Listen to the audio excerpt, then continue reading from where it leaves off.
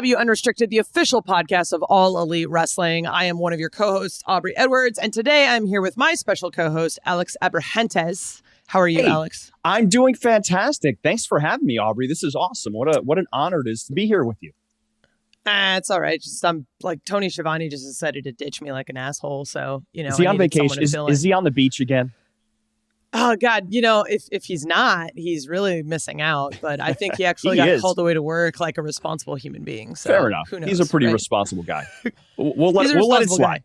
We'll let it slide. He somehow does more than me, so I can't really complain at all. That's fair. Yeah, and you do a lot. I've seen you. I do a lot. I do a lot, but as do you, which is why you are the obvious co-host for this. Anyway, I don't want to talk about Alex too much as I do want to talk about Alex. I want to talk about our guest today, which is the wonderful and amazing Wheeler Yuta. What's up, man? How are you doing? Hello. Doing good. How are you guys? We're doing great. Doing awesome. Thank you for being here today.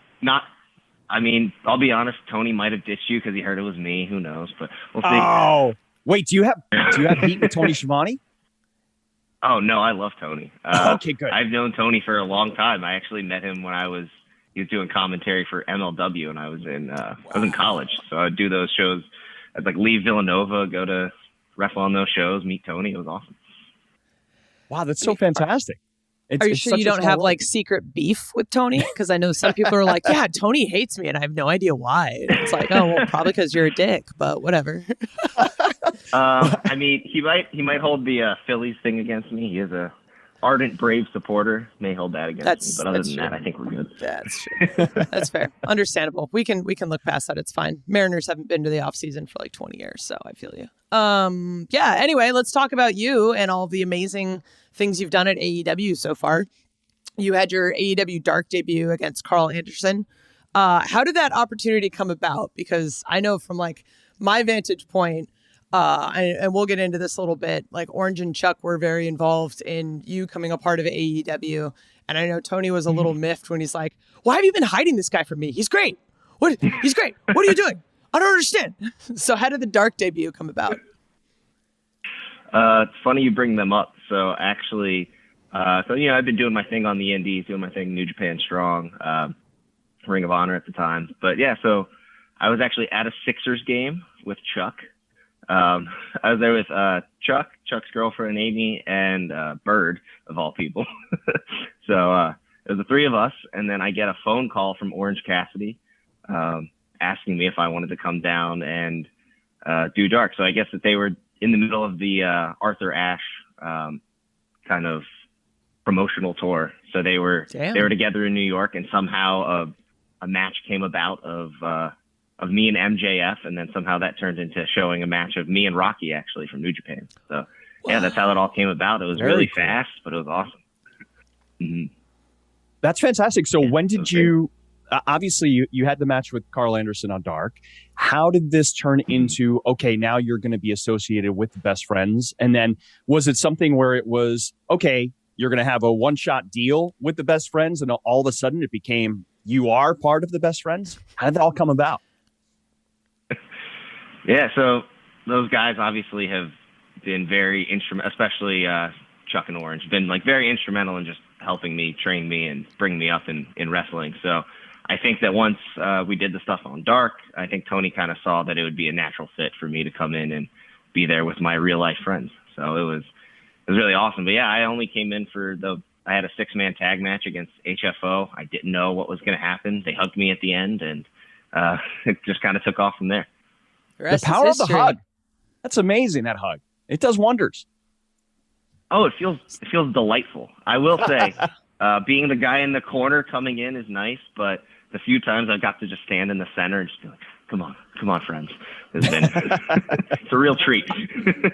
I definitely get jealous because after matches, I'll typically roll out of the ring and hang out against the guardrail hard camera side. So I'm giving people time cues, and I'm just like, I want to be a part of the hug. That looks so fun. So sometimes know that is special. Never take that for granted. That's an incredible opportunity. I want to talk a little bit about kind of your more recent match with Chuck Taylor versus Mox and Danielson, which, by the way, I loved refereeing this match. Every single one of you guys in this match was incredible. You all did your roles. And then at the end of the match, you obviously got smacked the shit out of by William Regal. and the crowd starts chanting your name, and I'm just sitting there like, oh, this made Wheeler. Okay, no, this is good. What's going through your head when someone like William Regal slaps you across the face? Definitely fired me up. That was a real reaction. Yeah, Regal's obviously someone that I've looked up to for a very long time, and someone that I really appreciate and respect. So just to have that moment, like the magnitude of it all, he hits me, I look at him, and then for a second I just have like oh wow, that's William Regal, that's Bryan Danielson, that's Jon Moxley. This is pretty cool. So yeah, it was just an unreal experience, but it lit a fire under me. I got to go prove myself. So that's all I'm focused on now. What was it like knowing you were going to have this match? Were you a fan of Jon Moxley and Bryan Danielson going in? Oh, of course. I was trying to see if my mom could find it at home in my childhood bedroom, but I have this like DVD of matches that I illegally ripped off of YouTube of just Bryan Danielson matches from Ring of Honor that I have somewhere. I was trying to find that. But yeah, like these are guys that I've looked up to for a long time. Moxley actually came up through a lot of the same independents that I came up through when I was first starting. So he was always someone you just look at as a motivation, as well as Danielson. He was the king of the independents for so long. So that was always my path that I wanted. So looking at guys that did it, made it, and have become these huge stars were always super inspirational. So they were definitely people that I looked up to. Speaking about people you looked up to, as our producer, wonderful producer Stacy was doing research for this, she found a picture of you with some face paint of Sting back from high school. What was all that about? Like, are you a big Sting fan? Like, was it a Halloween costume? Like, what's going on here? So I was a big Sting fan. For that particular picture, it was taken in my senior year of high school theater workshop class. I was told I had to do any sort of makeup that I wanted, and I was like, well, I'm definitely going to just paint my face like Sting. So that's how that happened. But yeah, Sting was, again, another person that I really looked up to, but that is the story behind that picture. So what's it like now knowing that you work with the Stinger and then all these other amazing legends that we have here in AEW? Is there anyone necessarily maybe that you've gravitated to or that you've gotten some great advice from? Yeah, I mean, it's been incredible to be able to talk to all these people, pick their brains. One person I really enjoy talking to is Jerry Lynn. He's always got great advice. Who doesn't? Right? Right? What a guy. He's given me advice on everything from like just cardio in the ring to little things in matches. So Jerry's one of my favorites. But yeah, he's been great to me. So is everyone. But Jerry obviously has been really nice to me. So really appreciate it. I think I recently convinced Jerry Lynn that he needs to write a book. He was like, "Oh, no one will read it." I'm like, "What are you talking about? Like, everyone would read that book." And he had told me about like how he had like, I'm not going to spoil it. This isn't a podcast about Jerry Lynn. Obviously, we've already had him on as a guest, but like he told me like a very quick story about like his previous marriages, and it was the most Jerry Lynn story I've ever heard. And I'm like, I just want to read different stories about this because Jerry Lynn is the greatest guy. He's like such a sweetheart. He's so absolutely great. I don't know if you know this, but Trent and Chuck on their old interview show used to have a segment where you just say nice things about Jerry Lynn. Yeah, everyone they ever had on it had a nice thing to say about Jerry Lynn. I don't think you can find a bad thing to say about Jerry Lynn. He's like just universally loved. He's such a great human being. I feel like it's one of those things that if someone says a bad thing about Jerry Lynn, then it's like, oh, what is wrong with this person? Like, yes, so true. Something's wrong with them. It doesn't make any sense. Doesn't make any sense. So true. So want to talk about your indie run a little bit. You mentioned kind of like doing a little MLW, a little New Japan Strong. You had an incredible indie run, and we'll get into a lot of the Beyond Wrestling type stuff and Masked Wrestler eventually in another segment. But did you travel the road a bit with Nick Gage? Yes, I did. A lot. Okay. What the hell was that like? Because he's an interesting person. Yeah. It is. Yeah, Nick Gage is incredible. He is one of the most like real, genuine human beings I've ever met. But there was a point on the independents where twice a month we would go like to Ohio and then back to Massachusetts and then home. How long is that drive? The Ohio drive is 8 hours, and then that's not bad. Wow. Back to Massachusetts, it was like 10-ish, depending on, sometimes we wouldn't do it in that order, but like Massachusetts is like 5 or 6. So depending on the trip. But yeah, so we would do that loop all the time, and just the life experience that guy has, like being like a young person who hasn't lived the life that he's lived. It was so interesting just to like hear different things about like different things he's done in his life. But yeah, obviously get into the bank stuff and talk to him about that. But he's just such an incredible person. But I do remember the first time I rode with him, I had met him just a few times. He wasn't feeling well, so he was kind of quiet throughout the ride. And then we get about 30 minutes away from the building, and he wanted to like amp himself up. He wanted to get hyped up. I was like, what do you do to get hyped up? And I look over, and he's watching videos of people confessing to murders. Whoa. I was like, what the hell? I was like, whoa, wow. Okay. Yeah, I was blown away. And he's like, out there, I'm a killer, Yuta. And I was like, okay. and then he went and had this awesome match. It was great. But yeah, it was. I remember is this your routine now? Like, do you do this before going out for best friends match? I don't, surprisingly enough. But he also, so the duality of man, I don't know. But on the way back, we stopped at a rest stop, and he showed me how to win claw machines. So I actually won this like 2 days ago in a claw machine. Nice. The tools Nick Gage taught me happens to be on the couch. But yeah, so giving me plenty of different, a wide variety of bizarre things Nick Gage has taught me. Wow. Who else did you travel with on the Indies? So in those cars, usually Hot Sauce. Tracy Williams was there a lot. So he was one that I tagged with. We would always be on the same Beyond loops, the AEW loops in Ohio. He was one. And then Chuck and Orange all the time. Orange, when he was first starting with AEW, he used to do Dynamite on Wednesday.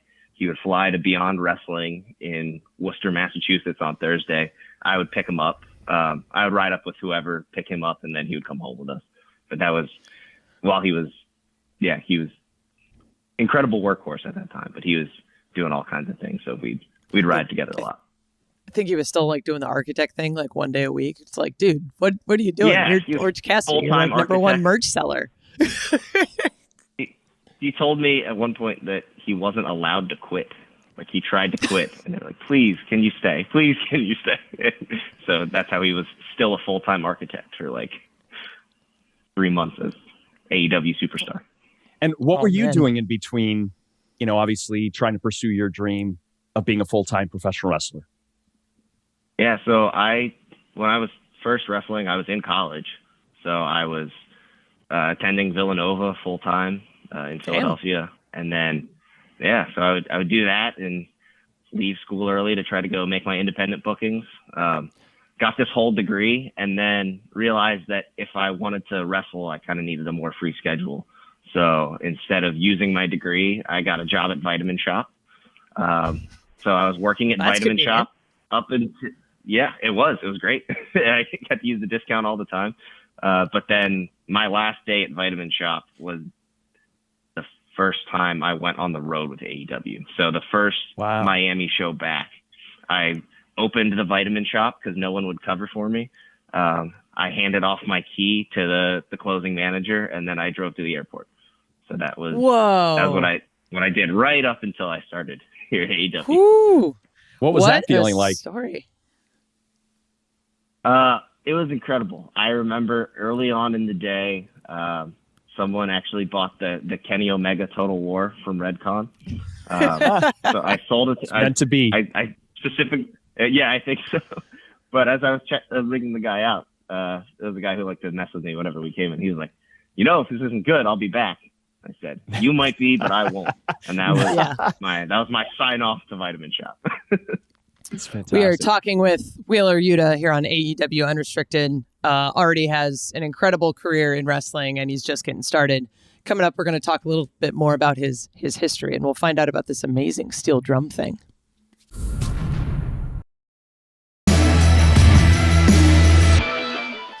This is AEW Unrestricted. Aubrey and Alex here today with the wonderful and amazing Wheeler Yuta.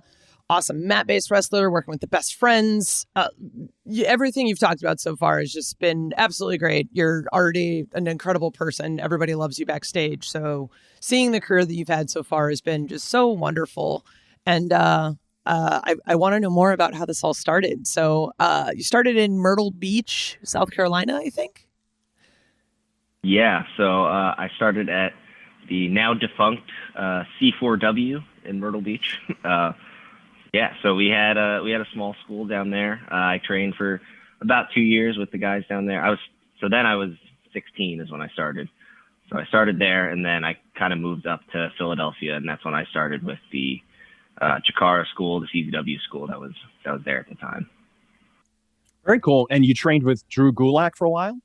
Was that in CZW? Yeah, so Drew was the head trainer at the CZW school at the time. So Drew was there, so I would do CZW class on Monday. For a while, I was doing CZW class Monday, Chikara class on Tuesday, and then Wednesday I would do Dojo Wars, which is like the student show for CZW. And then if I had anything on the independents, that would all be throughout the weekend. You're just, and like, this is all when you're like 16, 17, like still in high school. So you haven't even hit that like Villanova taking bookings point in your life yet. This was like right as I moved up to start that Villanova time. But I still wasn't taking a ton of bookings. It was mostly like I would do those I'd wrestle early in the week, and then later in the week would just be traveling to shows, seeing what I could get on, seeing who didn't show up, bringing my gear, and just hoping for the best. Wait a second. So you were in high school doing all of this? At this point, I had just gotten to college. Okay, so freshman year. But when I was in Myrtle Beach, that was in high school. I was doing. Wow, a high school student doing all of this. This is fantastic. That's pretty impressive. Yeah, it was. Yeah, it's funny because we're actually going to Columbia this week. The old South Carolina commissioner gave us an exemption because you have to be licensed in 18. So for us training, there was a few of us that were like 16, 17. We were allowed to be on the pre-show as like a special agreement that the old commissioner had made with us. And then that just kind of got grandfathered in through like 2 or 3 other commissioners. Oh, man. Yeah, if you're going to have a connection in man. Wrestling, an athletic commissioner is probably your best possible case because that'll likely save you a lot of money and headaches. Holy crap. Oh, yeah, you're going to have to connect him with Chris Harrington. So next time we're there, it's just like, hey, let's just keep things clean. Let's keep it easy. Just a wink, wink, nudge, nudge type thing. I love it. Yeah. Love it. So tell me about this business casual gimmick. So business casual was in Dojo Wars. Whenever a new person would come in and they didn't know what to do with them, they would wrestle as business casual. So it was a tag team of Pete Lightning, who was, if they had someone with lighter hair, they would be Pete Lightning, and then Hoos Blazer, because right before someone went out one time, I think it was actually Chuck Taylor, someone's like, whose blazer is that? And they didn't have a name yet, so that became the name, was Hoos Blazer. It's not, it makes no sense.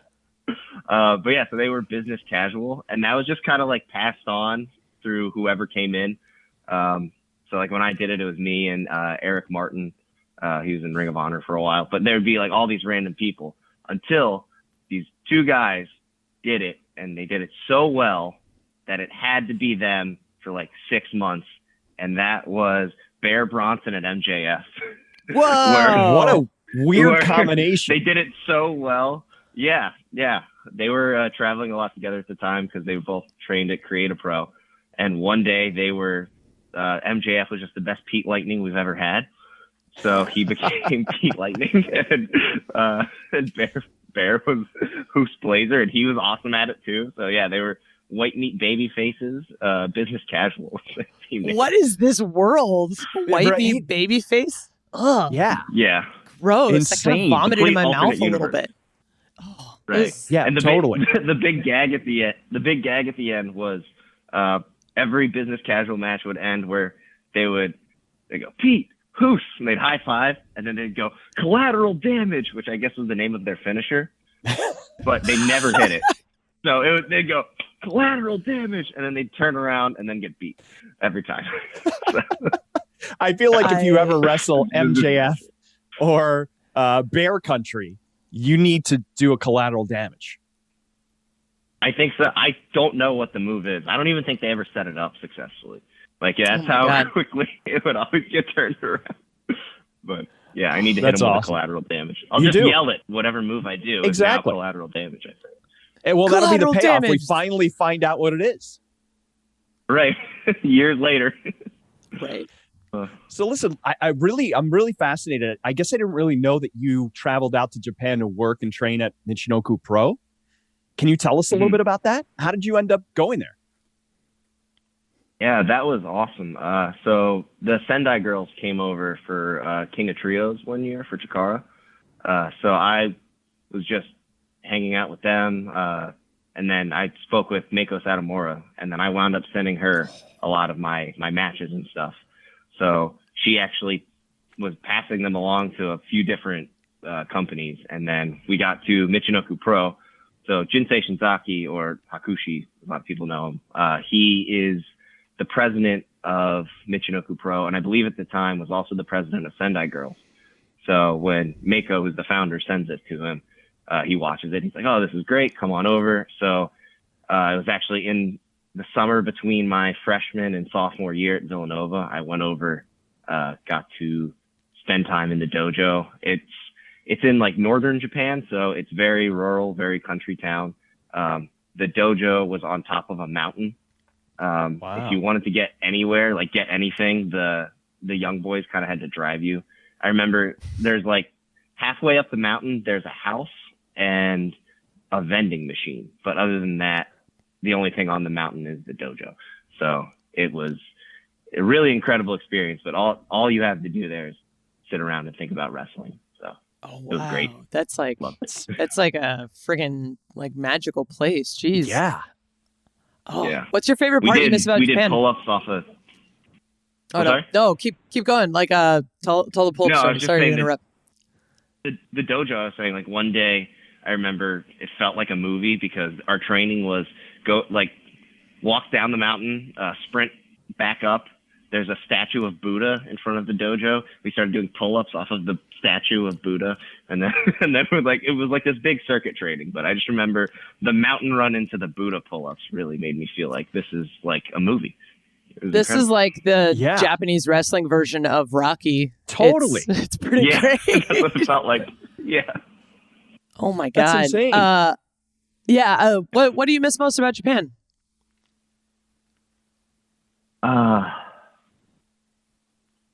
It's tough because, like, for me, the food was great, the people were great, but I really miss my family. So my mom is from Japan; she's from Yokosuka. So the last time I got to see my family in person actually was traveling. I flew into Tokyo, had them pick me up, got to go see them for a few days, and that's the last time I've seen them in person. That was 2017, 2018. Wow. So yeah, it was a really cool experience to be able to go over there. Like, I only get to see them like once every 10 years, really. So being able to take that time and like through wrestling, like gifted me this wonderful opportunity to go reconnect with my aunts and uncles and cousins. Like that was really special to me. So that was great. Oh, that's super cool. Listen, I want to ask you a question because I remember seeing these promos and vignettes, but I never got a chance to watch The Masked Wrestler. And I want to hear about your experience because I'm a big Masked Singer fan. Like, I love The Masked Singer. And then when I saw the Masked Wrestler promo, I was like, oh my God, what a great idea. Right? So I've got to go and catch up on this, but I had no idea you were a part of it. Can you tell us a little bit about your experience with that? Yeah, so The Masked Wrestler was on IWTV. They actually just put out season 2, which was really cool. But I was a part of the first season, so we were really trying to figure out what it would be. We knew, like, from the Masked Singer idea, it was really cool to have all of these independent wrestlers. Like, it was on IWTV, so we wanted it to be people from different promotions that they might recognize a move or here or there, but they wouldn't necessarily know who everyone was. So it was a really cool arc. I'd always wrestled as a babyface, so this was my first time wrestling as a heel. It was really cool to just like have a mask and be like, no one knows who I am. Hopefully I can just try all these new things, see what works, see what doesn't. Yeah, it was great. I wrestled Lee Moriarty in the finals, actually. He's the wow. Maybe I shouldn't have spoiled the winner of the first season. If season two's out, if season two's out, people missed out. It's fair fine. game. Spoilers are fair game. Yeah. But yeah, so being able to do this like whole arc and then bring it back into eventually me challenging Lee for the IWTV championship was really cool. But it was awesome. It was my first time being able to do a lot of like sit down interviews I hadn't done before. And then really kind of dive into a character. That was a really great experience. But we filmed it all in one day. So there's a whole season of this show that was just taped in one day. But and where did you film? It was really great. It was Berwick, Pennsylvania. Just like north. Wow, totally random. Northern Pennsylvania. Yeah, that's Cole Creative was one of the companies that was working on it, and they're based nearby there. So they're a great production company, but they were helping us out with that. Yeah. And for you guys, like indie wrestling, you're just like, oh yeah, we'll just drive there, whatever, because you don't really know any better. Yeah, it's of course. Oh, it's a quick drive. Yeah. It's anything less than 3 hours is a quick drive when you're on the indies. Right. I was like, there's a sandwich for free. You guys catered this? This is great. Yeah. What? There's catering? There's food? I always find it interesting when you show up at an indie show and they have a separate like women's and men's locker room. I'm like, what is this? Yeah. This doesn't make any sense. Like the reality of what you have now as far as like AEW versus the reality of like what was cool back then is just like completely different world. So I want to touch on before we get to sort of the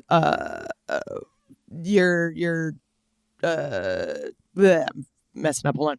I want to touch on this incredible match that you and Moriarty had. I think it was like a 50-minute Iron Man match for the title. And I think if I remember the timing correctly, this is when you were both at AEW, so it just like happened to be on a weekend, or maybe that was Daniel Garcia. I might. You guys are all like the indie trifecta, so it's hard to keep track of like which one of you came up at the right time. Yeah, we were both. Me and Garcia were already both at AEW when we did that one, but this was like for the IWTV Championship. Beyond Wrestling has always been my home on the independents for years and years. So being able to challenge for that championship, that was kind of one that I always chased. Like Orange Cassidy really, I think, took that title and he brought it around the country when he was still in the independents. I think he might have been in AEW at the same time he was the champion. If so, then me and him are the only ones to do that. We did. But he was one that really like elevated the title, and a lot of my mentors had held it. Like I mentioned, Hot Sauce Tracy Williams, he was the one who held it before Orange. I did commentary on the match where Orange finally beat him. So it was always kind of had some extra sentimental value to me just from the people that held it in the past. And then being able to go out there with Lee, who I'd wrestled I guess I'd wrestled him twice before, counting the Masked Wrestler finals, which feels like an alternate universe. But it was really fun to like go out and do a long match that I'd never been able to wrestle for that long, and just to go out and try it, see what we could do, see really the reins were completely taken off. Like, go ahead, wrestle for as long as you want. Our goal was to make it 59 minutes. That was what we were trying for.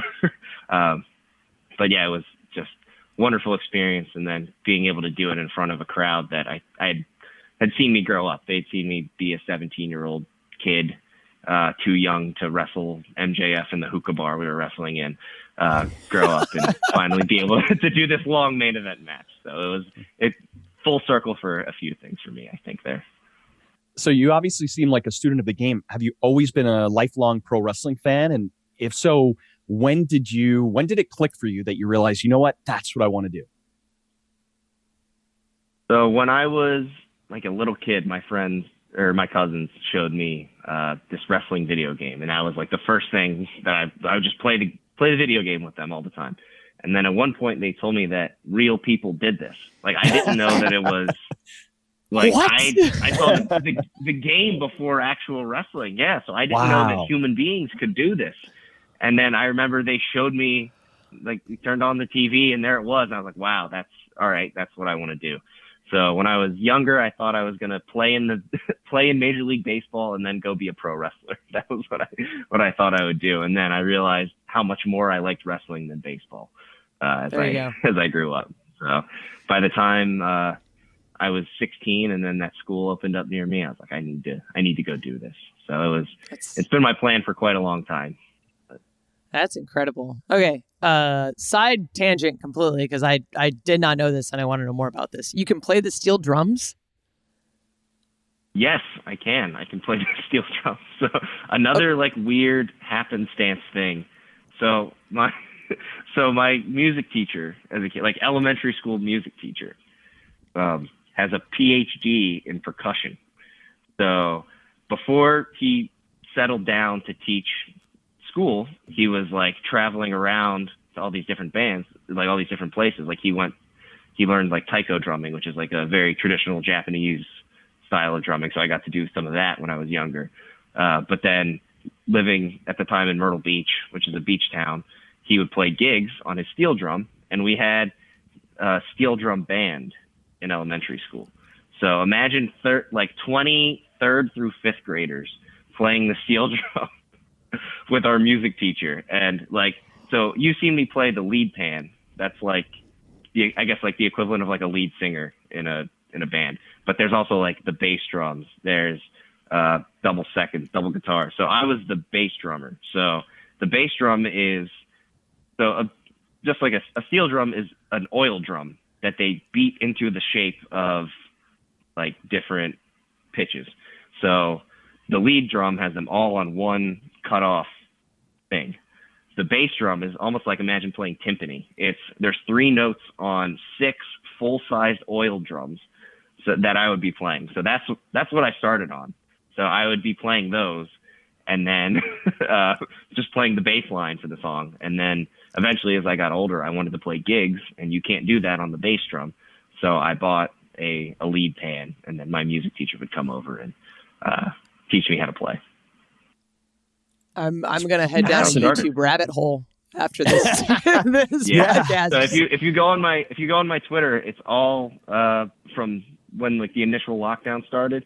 Every day I would post a new video, a new entrance theme. So I have plenty of those on there. So if you want to go, there's some entrance themes. Some of them would be, that was for a good month or two. I had every day a new song, and it would just be songs either that I knew or wrestling songs I'd learned.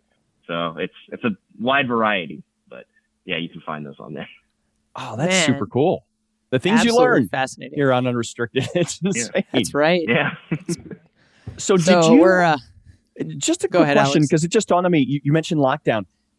When you made your AEW debut, was that in Jacksonville during our quarantine days, or our kind of? I did. So I did the last one before everyone went back on the road. So there was already crowds were back and everything, but I did one of the marathon late night dark tapings. Yep. And then, so I got to do one of those.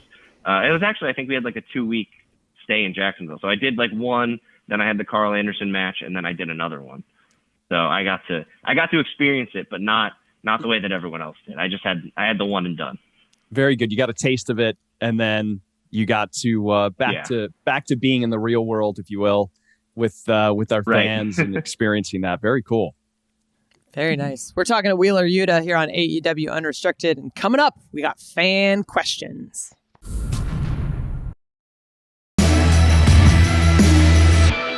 This is AEW Unrestricted. Alex Abrahantes and Aubrey Edwards here with the wonderful and amazing Wheeler Yuta. We've come to my favorite part of the interview, where we try to pronounce people's Twitter names and fail miraculously, but find out a lot about our subjects at the same time. So it's fun. Real Steve V on Twitter asks, since coming to AEW, who have you been training with? What fellow wrestlers or coaches have influenced you? And can you provide an example or two?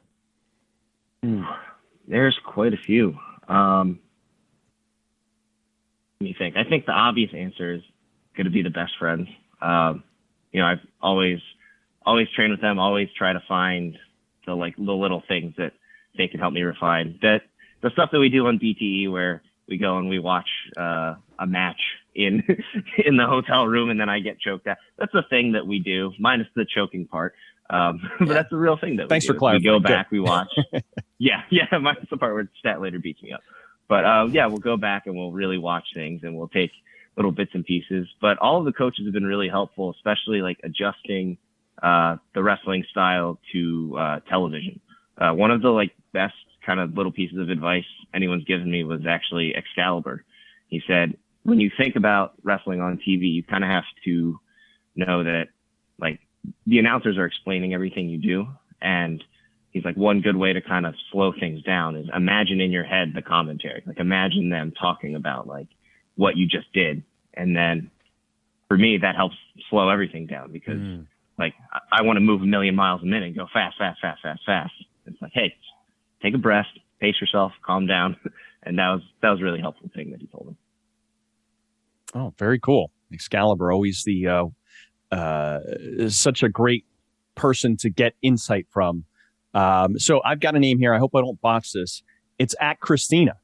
I hope I pronounced that correctly. Oh, giving you the easy ones as the co-host. So there you go. I appreciate that. Yeah. Pitch me the softball. Appreciate it. I know, Is right? there a story behind your black coat with the brown fuzzy lining?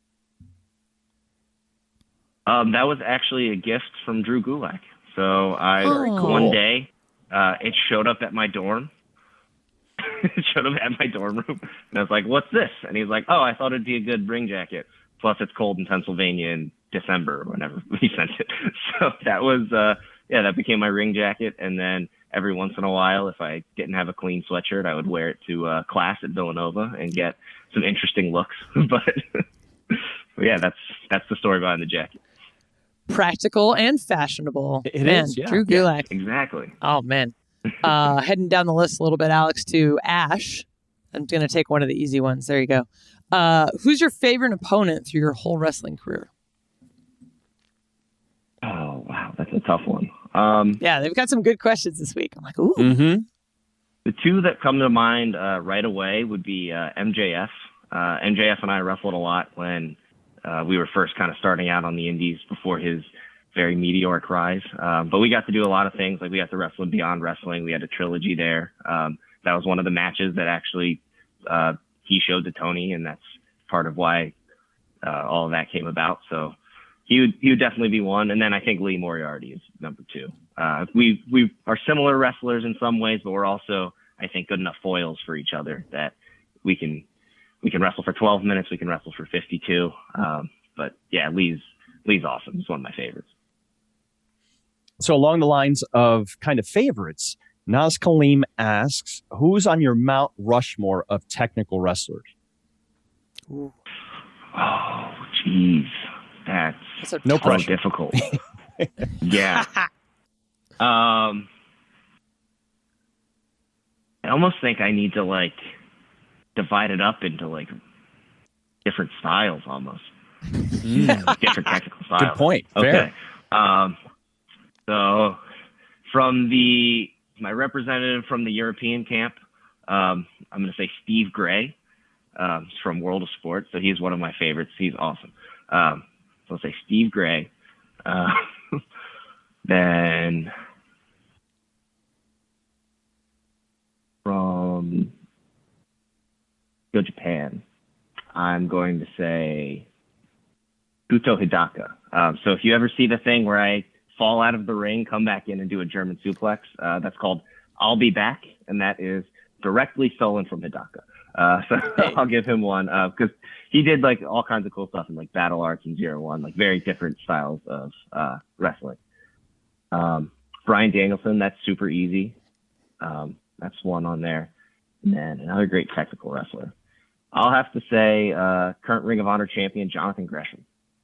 Oh, yeah. There. If we're looking at if we're strictly talking technical wrestlers, that would be my four. If you give me free reign, I have more for the Mount Rushmore, but just technical wrestlers, those are my four, I'd say. Oh, Very absolutely, cool. Absolutely. Jumping down the list a little bit. Lonely asks, what are the 3 goals you want to accomplish in your wrestling career? We're getting deep here on AEW. Yeah, we are. Unrestricted. Wow, this is good. 3 goals I'd like to accomplish. One, I would like to go back and wrestle in Japan. I would like to do that again. So that would be one. 2, I would like to become AEW champion. That is the ultimate goal, I would say, world champion. In the meantime, I'd also obviously would love to be TNT champion. But those are more long-term goals. And number 3, I think, is impress William Regal. I think that is my third goal. That is my most immediate goal for right now, is to impress the 3 of those guys, Moxley, Danielson, and Regal. Very good goals. So I'm going to go out of left field here. We got a really interesting question here from Mid. Mid wants to know, were you or are you a Power Rangers fan? I'll be honest, I never really was a Power Rangers guy. I don't know why. It never clicked with me. I don't know.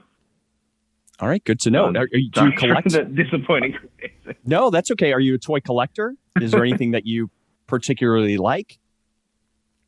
The only toys I've ever really collected were wrestling figures. I used to have so many wrestling figures, but I was never like a real collector. Like, I don't have the display case that you have, Alex. I just have a lot of beat up wrestlers in like a tote.